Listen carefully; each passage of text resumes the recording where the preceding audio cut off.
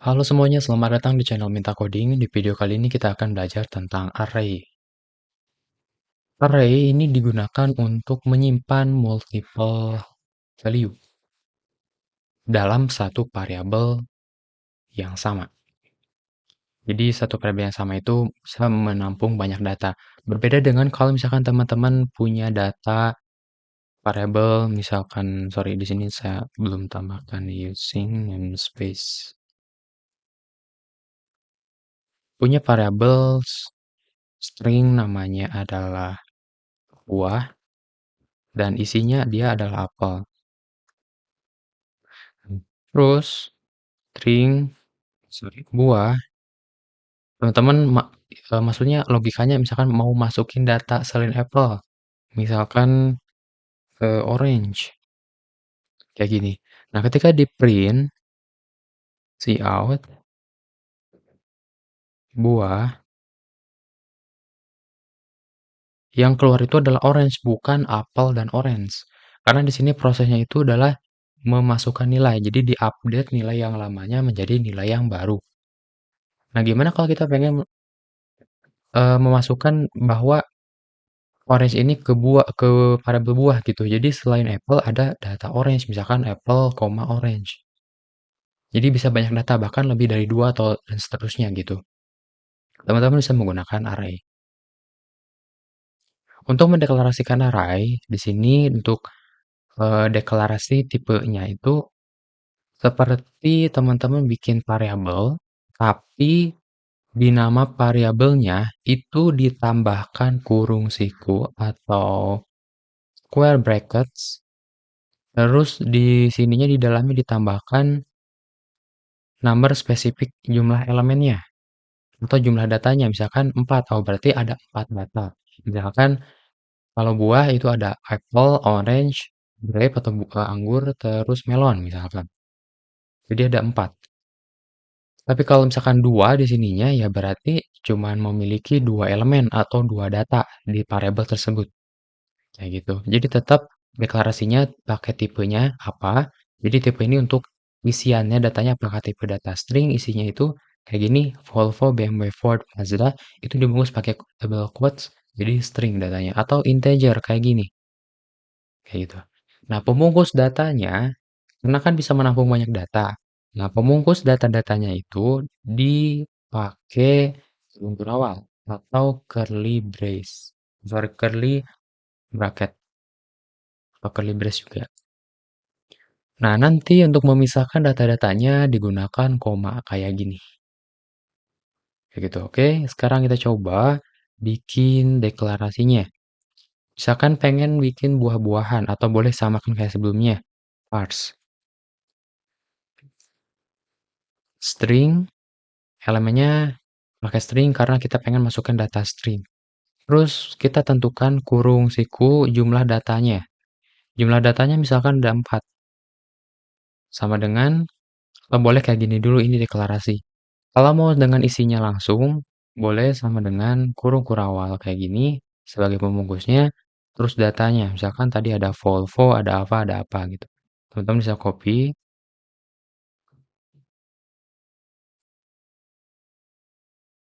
kayak gini.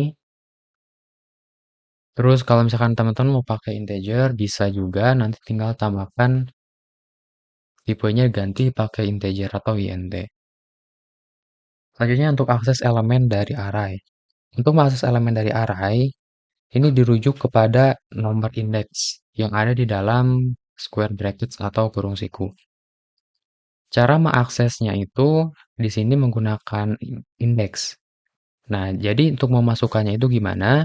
Teman-teman cukup panggil namanya, nama datanya atau nama arraynya. Jadi kalau ada variabel yang di depannya itu ada kurung siku 4, oh berarti dia adalah variabel array atau data array. Nah, untuk aksesnya, nama arraynya itu cars diikuti dengan nomor indeksnya atau posisinya. Di mana indeks itu dia selalu diawali dengan 0, jadi bukan 1 ya. Nah, kalau misalkan kita pengen akses data pertama yaitu Volvo, berarti kita akses nomor indeksnya adalah 0. Jadi cars 0. Kita coba di sini copy dan paste di sini. Ketika kita run, maka dia akan keluar Volvo. Kalau misalkan teman-teman pengen akses Ford, nah kita tinggal hitung aja 0, 1, 2. Berarti di index 2. Jadi ketika kita run, maka akan muncul Ford kayak gini. Cara merubah elemen array. Misalkan kalau teman-teman pengen ngerubah di sini kan ada BMW misalkan. Teman-teman pengen ngerubah gitu. Itu bisa, caranya gimana? Tinggal teman-teman panggil nama arraynya diikuti posisi indeks yang mau diupdate. Misalkan kita pengen ngupdate di sini cars dengan indeks BMW itu 1. Kemudian sama dengan data barunya. Data barunya kita ganti misalkan pakai Opel. Nah, kayak gini Opel. Sekarang ini udah terganti. Cuman teman-teman kalau pengen ngecek udah terganti atau belum, tinggal akses aja lagi di sini datanya kayak gimana untuk cars di posisi 1. Sekarang nih. Nah, muncul Opel. Jadi udah terganti. Teman-teman bisa cek juga sebelum melakukan pergantian di sini. Sebelum diganti, kita kasih enter dulu. Sebelumnya adalah BMW, namun setelah diupdate di sini, maka ketika kita panggil kembali, berubah menjadi Opel.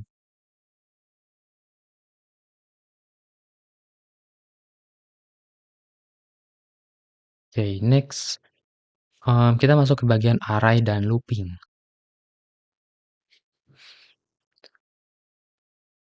Kita juga dapat melakukan looping terhadap elemen-elemen array. Maksudnya untuk mengekstrak atau menampilkan setiap data yang ada di array. Karena kalau kita pengen mengakses semua data atau menampilkan semua data, ya berarti kan kita harus membuat kayak gini. Pemanggilan cars dari indeks 0 sampai yang terakhir.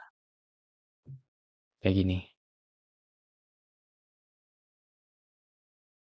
Nah, biar nggak kayak gitu, misalkan kalau di sini ada 100 data kan nggak mungkin bikin 100 cout kayak gini. Ya berarti teman-teman bisa pakai looping.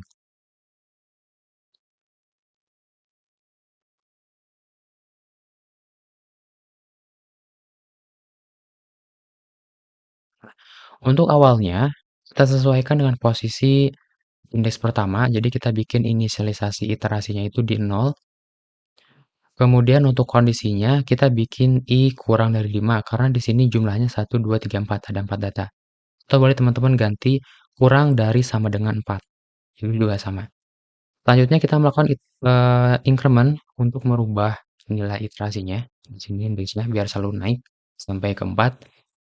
Terus ditampilkan setiap iterasi terjadi atau setiap perulangan terjadi dengan cara memanggil cars nomor indeksnya. Nomor indeksnya nggak langsung 0, 1, 2, 3, enggak. Tapi kita pakai i, yang mana i-nya akan berubah-ubah setiap iterasi. Kalau iterasi terjadi pada posisi pertama, ya berarti cars 0. Kemudian lanjutin ke iterasi kedua, berarti cars 1. Dan seterusnya sampai keempat atau yang terakhir. Sekarang kita coba cek running. Nah, muncul. Ada Volvo, ada BMW, ada Ford, ada Mazda, kayak gini.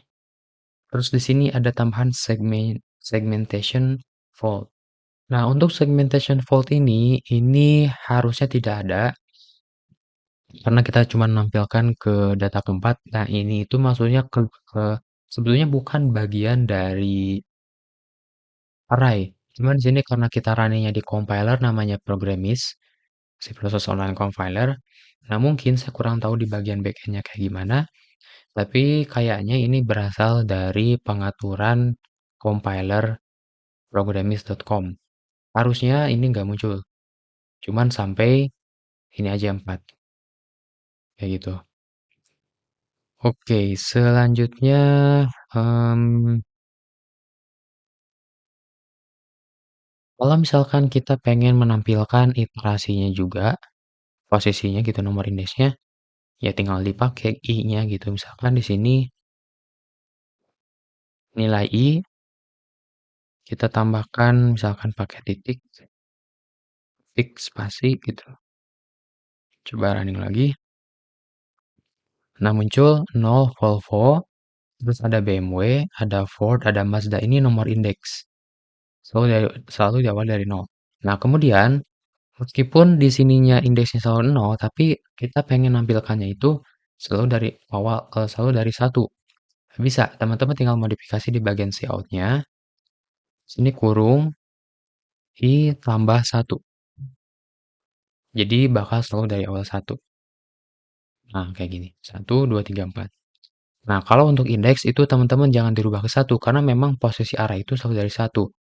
Kalau ingin masalah selalu di awal nomor 1, ya tinggal modifikasi aja di bagian outputnya saja. Jangan di indeksnya. Kayak gitu. Terus ada contoh di sini,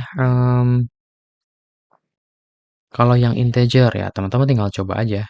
Ini masalah datanya, tapi caranya sama. Untuk for each loop.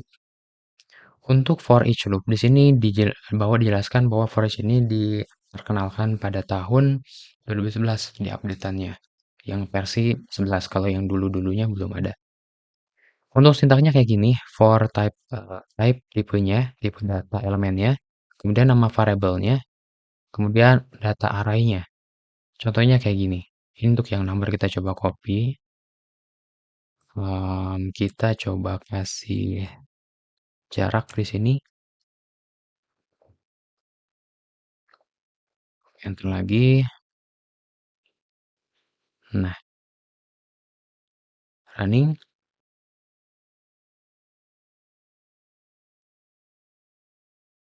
Oke, jadi di sini ada problem kalau di Programmis munculnya kayak gini. Kayaknya backend dari Programmis untuk C++ ini belum diupdate. Nah, saya coba di compiler yang lain di sini di online GDB. Di sini jalan. Integer my number 5. Terus di sini outputnya ada 10 sampai 50. Sudah sesuai. Terus ini juga saya akan coba lagi apakah ada yang segmentationnya atau tidak.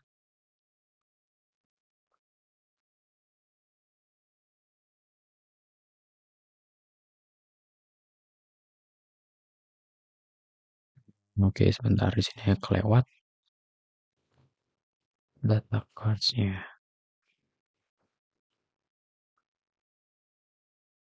Oke, nah di sini aman, tampil biasa gitu ya. Oke, kita lanjutkan ke bagian omit array size. Nah, di dalam C++ itu kita tidak eh, kita tidak harus spesifik untuk menentukan ukuran dari array. Jadi nanti si compilernya itu udah cukup lumayan pintar untuk mendeteksi, untuk menentukan ukuran dari array berdasarkan jumlah data yang dimasukkan. Misalkan kayak gini, string cars kurung siku, nah kurung siku kosong aja.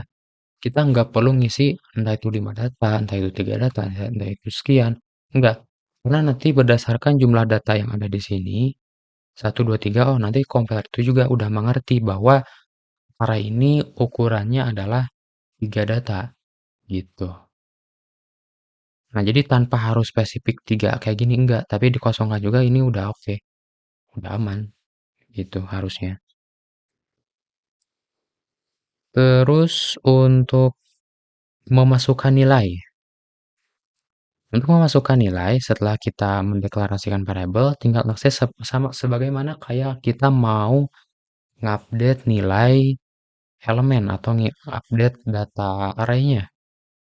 Tinggal deklarasi, masukkan per indeksnya. Kayak gini.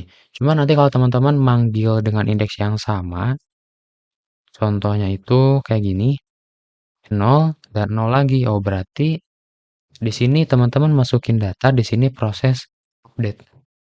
Gitu. Sebetulnya dua-duanya update, cuman kalau yang atas ini dia update-nya itu adalah update untuk tujuan mengisi data atau menambahkan data, karena kan sebelumnya masih kosong. Kayak gitu. Oke, next di get array size. Untuk menentukan berapa sih ukuran atau panjang dari array. jumlah datanya ada berapa. Nah, kita bisa menggunakan fungsi namanya size of, kemudian masukin input parameternya adalah data array my number. Kita coba copy, paste di sini, kita rapikan, kita running. Size of oke, di sini jumlahnya adalah 20. Nah, di sini padahal kan jumlah datanya adalah 5 data, tapi di sini munculnya 20. Kenapa 20? Ada alasannya. Nah, di sini harusnya kan 5 kok 20 gitu. Padahal kan jumlah elemennya itu ada 5. Ini karena size of itu mengembalikan ukuran dalam satuan bytes, bukan jumlah data elemen, tapi dalam bytes. Nah, sehingga kalau kita pengen menentukan jumlah benar yang sebetulnya dari data array, teman-teman tinggal di sini hmm, hasilnya kan dikalikan 5 20 itu berarti teman-teman tinggal dibagi 4 gitu. Jadi di sini teman-teman tinggal bagi 4 saja sehingga jumlahnya adalah 5 data. Nah, bagi 4 ini teman-teman bisa ganti pakai dinamis. Jadi kemungkinan nanti kalau ada perubahan di jumlah datanya, jadi si integer itu dia bukan 4 bytes ukurannya, tapi contoh kayak double. Double itu kan bukan 4 byte, berapa kalau nggak salah 8 byte atau lebih dari 4 byte gitu. Teman-teman bisa cek lagi ke video sebelumnya atau di sini di bagian tipe data number, berapa ukurannya. Atau string berapa byte gitu. Jadi tergantung. Nah, makanya di sini bukan dibagi 4 biar aman. Jadi teman-teman bisa pakai hitung ukuran dari tipe datanya, pakai size of lagi, size of integer. Kalau misalkan teman-teman di sininya adalah double, ya berarti di sini double. Kalau di sininya adalah float, di sininya float. Kalau di sininya string, berarti di sini juga size of string. Kayak gitu. Nah, hasilnya, sorry, di sini tipe harusnya O kecil. Nah, maksudnya sama 5. Terus di sini kalau misalkan kita pengen nge-looping untuk menggunakan array di mana dia spesifik arraynya kan kita biasanya langsung menentukan jumlah datanya di sini ada 10, 20, 30, 40, 50 berarti ada 5 data. Berarti I kurang dari 5. Nah, daripada kayak gitu kalau misalkan nantinya ada 100 data kan sulit juga gitu. Kita harus ngitung harus satu-satu nggak mungkin. Jadi kita akan menggunakan fungsi yang barusan kita coba yaitu size of. Terus dari data array dibagi size of integer untuk jumlah byte-nya. Biar ketemu nanti nilai dari jumlah datanya. Kayak gitu. Jadi alih-alih menggunakan perhitungan satu-satu untuk array-nya, jadi kita akan menggunakan kayak gini aja. Jadi nanti dinamis. Dia akan menghitung sendiri jumlah datanya kayak gimana. Terus di print semua datanya. Kalau misalkan teman-teman ini nggak kepanjangan, bisa dibungkus dulu pakai variabel baru. Misalkan integer, kemudian size number atau size gitu ya. Nah, kayak gini. I kurang dari size. Running. Hasilnya sama. Cuman beda kodenya aja. Lebih tersusun, lebih rapi. Oke, kemudian sebagai catatan bahwa di C++ versi 11 atau di tahun 2011 yang update-nya itu, teman-teman bisa menggunakan juga for each loop. Kayak gini, for integer i my number. Kemudian di print. Jadi nggak harus pakai index lagi sekarang. Karena elemen-elemennya udah diekstrak ke sini. Kalau di sininya string ya berarti di sini juga string. Kalau di sininya float, di sini juga float dari data array. Kemudian ini udah berbentuk datanya atau berbentuk elemen bukan lagi index. Kayak gitu. Kalau pakai for each. Selanjutnya tentang multi dimensional array. Multi-definition array adalah array di dalam array. Kalau teman-teman yang coba yang barusan ini sampai yang tadi itu awal-awal, yang udah kita gunakan itu adalah array satu dimensi. Nah, sekarang kita akan coba tingkatkan menjadi array dua dimensi atau lebih gitu ya, kalau memungkinkan. Di sini contohnya ada array dua dimensi. Biasanya tanda dimensinya itu teman-teman cukup perhatikan ke jumlah size di sini. Burung sikunya ada berapa pasang. Kalau sepasang berarti satu dimensi.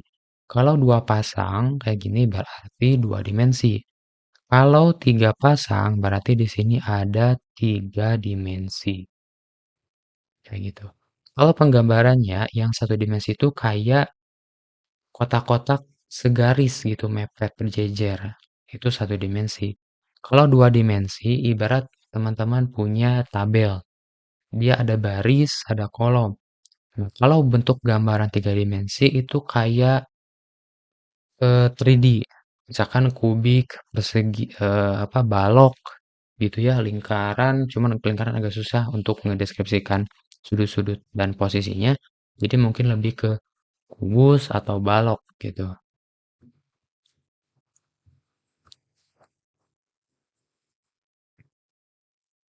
Oke, untuk bentuk dua dimensi kita coba copy yang di sini. Untuk tipenya tetap ya di sini misalkan pembuatannya kalau elemennya dia adalah data string ya berarti string, kalau integer ya integer gitu. Nah, di sini string karena elemennya string. Kemudian nama arraynya adalah letters, jumlah baris atau jumlah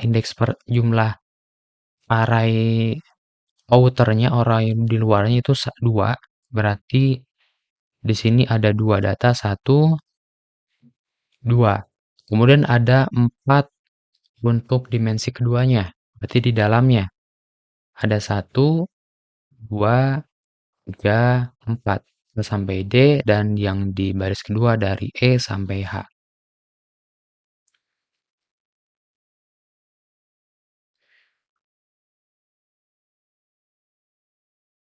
Kemudian kalau tiga dimensi kayak gini, teman-teman boleh copy dulu atau boleh kita langsung identifikasi aja di sini. Jadi yang batas dimensi pertamanya itu ada di sini yang paling luar, ini, dan ini penutupnya. Nah, untuk dimensi yang tengah atau dimensi yang kedua, setelah kurung kurawal pertama, yaitu di sini. Ini sampai sini itu untuk indeks ke nolnya, indeks ke nol di dimensi kedua. Nah, kalau yang ini indeks ke satu di dimensi kedua. Terus selanjutnya di sini. Nah, masuk ke dalam lagi. Ini adalah array untuk posisi indeks pertama di sorry di sini. Di indeks pertama ke dimensi ketiga. Kemudian ada indeks pertama, indeks data kedua. Untuk indeksnya itu indeksnya indeks 1 di dimensi ketiga. Sorry, kita coba ulangi lagi ya. Jadi pembungkusnya ini. Nah, kalau untuk indeksnya yang pertama, ini adalah indeks kalau kita bicara dimensi satunya dulu. Di dimensi satunya ini adalah data pertama. Dan ini adalah data kedua. Nah, kita maju ke dimensi keduanya. Untuk di dimensi kedua, data pertama itu adalah ini. Data kedua adalah ini. Terus ini juga sama. Data pertama dimensi 2, data kedua dimensi 2. Cuman beda dia posisinya. Posisi di indeks pertamanya beda. Kemudian untuk dimensi ketiga masuk ke intinya, isinya ke sini. Ini adalah indeks pertama atau ya betul indeks pertama di dimensi ketiga, indeks kedua di dimensi ketiga, Indeks pertama dimensi ketiga, indeks kedua dimensi ketiga. Data pertama di dimensi ketiga, data kedua di dimensi ketiga, data pertama di dimensi ketiga, data kedua di dimensi ketiga. Kalau misalnya teman-teman kurang paham, coba dibolak-balik aja di sini, di apa? Hmm, Di rollback di AI-nya videonya nanti terus ditonton lagi atau teman-teman boleh latihan ulang lagi untuk ngedeskripsikan ini indeks pertama di dimensi pertama, indeks kedua atau posisi kedua di dimensi ke satu, kayak gitu ya, dan seterusnya. Nah, cara aksesnya gimana? Cara aksesnya tinggal tambahin akses indeksnya. Kayak yang awalnya itu cuman indeks satu dimensi aja, sekarang tambahkan dengan indeks dua dimensinya juga, dan seterusnya. Cout, letter, teman-teman pengen akses yang mana? Misalkan pengen akses yang G. G itu dia ada di posisi kalau dimensi satunya ya. Dimensi satunya ada di indeks satu. Di indeks satu, kemudian masuk ke indeks yang ada di dimensi 2, yaitu ke di dalamnya, di intinya. 0, 1, 2. Berarti kayak gini. Kita coba running. Nah, G. Kalau teman-teman pengen menampilkan huruf A, A ini dia ada di mana posisinya? A itu dia ada di sini. Di sini itu dia ada di kumpulan array di posisi baris satu itu indeksnya adalah 0. Kemudian masuk ke intinya, dia ada di posisi pertama, berarti 0 juga. 0, 0. Running, Pak, kayak gini.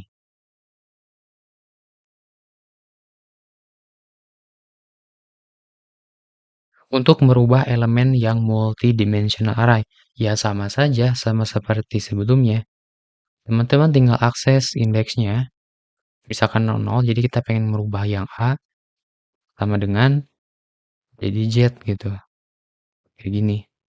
Ya bisa, tinggal diginiin aja. Kalau yang satu dimensi ya berarti satu dimensi kayak gini.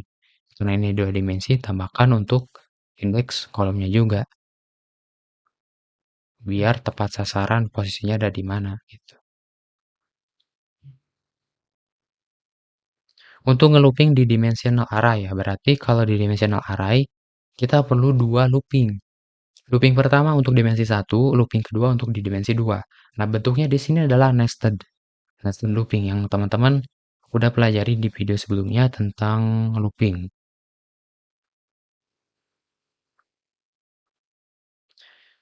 Dimensi pertama di sini I 0 di sini karena jumlahnya ada 2 berarti baris 1 baris 2.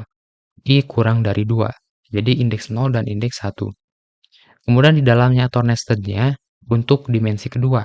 Untuk dimensi kedua, berapa banyak datanya? Di sini ada 4. A, B, C, D ada 4. Atau di sini juga udah dijelaskan ada 4. Berarti dari indeks 0 sampai indeks 3 atau teman-teman bisa pakai di sini kondisinya itu J kurang 4 dan atau J kurang dari sama dengan 3. Dan terakhir untuk ngeprintnya itu di dalam dimensi kedua. Biar tepat sasaran di sini isinya. Karena kan isinya itu dia ada di dimensi kedua, bukan di luar. Berarti letters. Nah, kemudian untuk barisnya, teman-teman kan sebelumnya di sini 00 langsung atau 12 atau 23 atau berapa. Nah, di sini kita pakai iterasi dimensi iterasi looping pertama dan di iterasi looping kedua. Iterasi pertama dimasukkan ke dimensi 1, iterasi nestednya dimasukkan ke dimensi kedua. Kayak gini. I di sini berarti Z di sini. Kita running. Nah, Z kemudian ke B karena sini kita udah ubah nilainya yang awal ya, menjadi Z jadi Z B C D F F G H gitu. Kemudian contoh untuk yang tiga dimensi kayak gini, teman-teman tinggal coba aja, beda bentuknya aja, terus nestednya tinggal ditambahkan satu. Jadi untuk looping dimensi satu, looping dimensi 2, looping dimensi 3. Nah, untuk ngeprintnya di dalam dimensi ketiga atau di intinya gitu. Kenapa butuh multidimensional array? Multidimensional array ini bagus untuk mempresentasikan grid atau kayak tabel gitu. Untuk bentuk grid teman-teman bisa pakai bentuk 2 dimensi. Kalau bentuk 3D teman-teman bisa pakai 3 dimensi dan seterusnya. Ini contohnya juga, teman-teman bisa coba jalankan nanti. Oke, gitu aja mungkin pemaparan dari saya. Juga sampai sini dulu untuk pembelajaran bareng tentang array. Sampai ketemu lagi di next video.